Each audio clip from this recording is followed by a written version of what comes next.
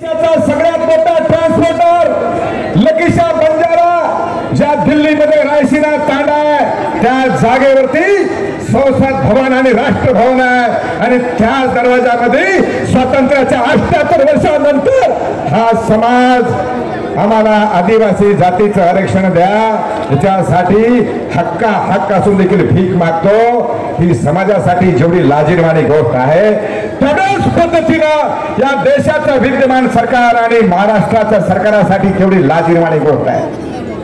बंधूंनो, या महाराष्ट्रामध्ये एवढा मोठा समाज आहे, या महाराष्ट्रामध्ये नव्हे संपूर्ण भारत देशामध्ये 29 राज्यामध्ये 8 केंद्रशासित प्रदेश आणि 56 देशामध्ये राहणारा हा बंजारा समाज आहे। आणि ज्या ज्या निकष लागतात त्या बंजारा समाजाला आदिवासीचे आरक्षण मिळवण्यासाठी सवलती मिळवण्यासाठी आम्ही संपूर्ण सवलती आम्ही जेवढे भी निकष लागतात आम्ही टोटल निकष पूर्ण करतोय। तुम्ही बघत आहात इथं आमच्या आया बहिणी बसलेल्या आहेत, यांचा पोशाख बघा। या देशामध्ये असा एकही पोशाख कोणताही समाज असा पोशाख घालू शकत नाही, पण आमचा बंजारा समाज हा पोशाख घालतोय। त्याच्या पलीकडे जाऊन सांगतोय आमची बोली भाषा वेगळी आहे। या महाराष्ट्रामध्ये मराठी भाषा चालते, महाराष्ट्र सोडून दुसऱ्या राज्यामध्ये मराठी भाषा बोलल्या जात नाही। कर्नाटकमध्ये कन्नडी भाषा बोलली जाते, दुसऱ्या राज्यामध्ये कन्नडी भाषा बोलू शकत नाही। आंध्र प्रदेश तेलंगणामध्ये तेलुगू भाषा चालते, दुसऱ्या राज्यामध्ये जाऊन तेलुगू भाषा बोलू शकत नाही। पंजाबमध्ये पंजाबी भाषा चालते, दुसऱ्या राज्यामध्ये जाऊन पंजाबी भाषा बोलू शकत नाही। गुजरातमध्ये गुजराती चालते, दुसऱ्या राज्यामध्ये जाऊन गुजराती बोलू शकत नाही। पण या धाराशिव जिल्ह्यातील बंजारा समाज कोणत्याही तांड्यातला असेल, या महाराष्ट्रात नाही, या देशात नाही, उद्या जर पाकिस्तान अमेरिकेमध्ये भी गेलो तर हा बंजारा समाज बोरमाटी भाषा बोलू शकतो।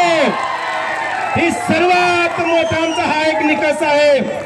त्याच्यामुळे इथलच्या शासन आणि प्रशासनाला आम्ही विनंती तुम्हाला शांतपणे विनंती करत आहोत। जवळपास 20, 25, 30 आमचे मोर्चे झालेत तरी तुम्ही बोलायला तयार नाही। याचा अर्थ काय समजा या बंजारा समाजाला कळू द्या थोडासा। त्याच्यामुळे तुम्हाला विनंती करतो, जर तुम्ही दिवाळीपर्यंत जर या बंजारा समाज आम्ही आदिवासी आहोत म्हणून आज सिद्ध करत नाही, आम्ही आदिवासी आहोत।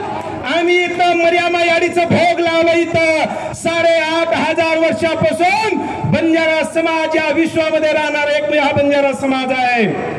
आम्ही निसर्गाला पूजणारा आमचा समाज आहे। आणि तुम्हाला जर अजून खरेच आमचे निकष लागत असतील, जर उद्या दिवाळीपर्यंत आमचे तुम्ही आदिवासीच्या सवलती आम्हाला लागू करा। ऑलरेडी आमचे इकडे बंधू आंध्र प्रदेश तेलंगणामध्ये आदिवासीची सवलती घेतात, इकडे ओरिसा असेल बिहार असेल इकडे आम्ही सवलती घेतोय। जेव्हा या मराठवाड्याचा भाग इकडे आंध्र प्रदेशमध्ये निजाम स्टेट मध्ये आम्ही राहत होतो, या महाराष्ट्राची निर्मिती झाली 1960 मध्ये। त्याच्या अगोदर 1956 मध्ये ठरवलं की या राज्यामध्ये जे सवलती मिळतात उद्या तुम्ही त्या महाराष्ट्रात बी गेलात तर तुम्हाला त्याच आदिवासी सवलती मिळतील असं त्यावेळेस ठरवलंय। पण बंधूंनो, आपल्याला जवळपास महाराष्ट्राची निर्मिती झाल्यापासून तेव्हापासून आपला समाज आदिवासीच्या सवलतीपासून आपल्याला वंचित ठेवल्या गेलं, तो दूर ठेवलेला आहे। म्हणून कमीत कमी या मराठवाड्याचे जे लोक आहेत आणि महाराष्ट्रातील जे लोक आहेत आम्हाला लवकरात लवकर आम्हाला आदिवासीच्या सवलती लागू करा, नाहीतर उद्या दिवाळी आम्ही आता आमदार साहेबांनी सांगितलंय आम्ही दिवाळी मुंबईमध्ये साजरी करू आणि तिथं खरी दिवाळी तुम्हाला निकष काय असते तिथं दिवाळी तिथं दाखवू। आम्ही तिथे निकष मुंबईला आल्यावर तुम्ही निकष काय लागतात सांगू। निकष कोणते तिथं सर्वात अगोदर तुम्हाला निकष कसे लागतात तिथं तुम्हाला दाखवून देऊ। सर्वप्रथम जय शिवलाल जय संविधान। मला या मोर्चाच्या माध्यमातून या शासन प्रशासनाला एवढं सांगायचं आहे, गोरबंजारा समाजाचा अंत पाहू नका। गोरबंजारा समाज हा काबाडकष्ट करून खाणारा समाज आहे, ऊस तोडणारा समाज आहे। येणाऱ्या महिना 15 दिवसात आमचा समाज ऊस तोडण्याला जात आहे, तरी पण आज सोयाबीनची सुगी असताना आमचा समाज इतक्या मोठ्या संख्येने इथं उपस्थित आहे। मला शासनाला सांगायचं आहे, गोरबंजारा समाजाचा अंत पाहू नका। तुम्ही ज्या अटी दिल्यात आम्हाला, ज्या निकष आमच्या मागे समाजावर घातले गेले त्या निकषातून समाज 100% पास करतोय ते निकष, आणि त्या निकषाची पुनर्रचना करताना तुम्ही समाजापुढे अनेक प्रश्न जरी निर्माण केलात तर लाखो असे पुरावे आहेत गोरबंजारा समाजाकडे। आम्ही पुरावे सादर केलेत। आता निवेदन आम्ही जवळजवळ 17 ते 18 पानाचं निवेदन सादर केलंय, त्याच्यामध्ये 100 ते 150 पुरावे आम्ही प्रशासनाला दिलेले कलेक्टर मॅडमला।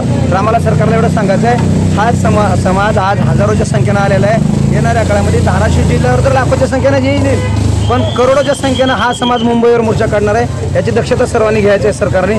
आणि याच्यानंतर गोरबंजारा समाजाकडून ज्या बी पद्धतीने मोर्चा काढला जाईल त्याच्यामध्ये जो काही कायदा सुव्यवस्थेचा प्रश्न निर्माण होईल त्याची सर्व जबाबदारी प्रशासनाची. येणाऱ्या निवडणुकीमध्ये जिल्हा परिषद, नगरपालिका, महानगरपालिका असेल यामध्ये निश्चित इतर राजकारती जमात आहे, इथले शासन प्रशासनाचे जे राजकीय क्षेत्रातील जे नेते लोक आहेत, जे नेते मंडळी, आमदार, खासदार, जे लोकप्रतिनिधी आहेत, त्यांनी जर समाजाचा प्रश्न त्या ठिकाणी जाऊन मंत्रालयामध्ये जर मांडलं तर यांना आम्ही ठणकावून सांगतोय तुमच्या तांड्यात येणारा रस्ता आम्ही बंद करणार.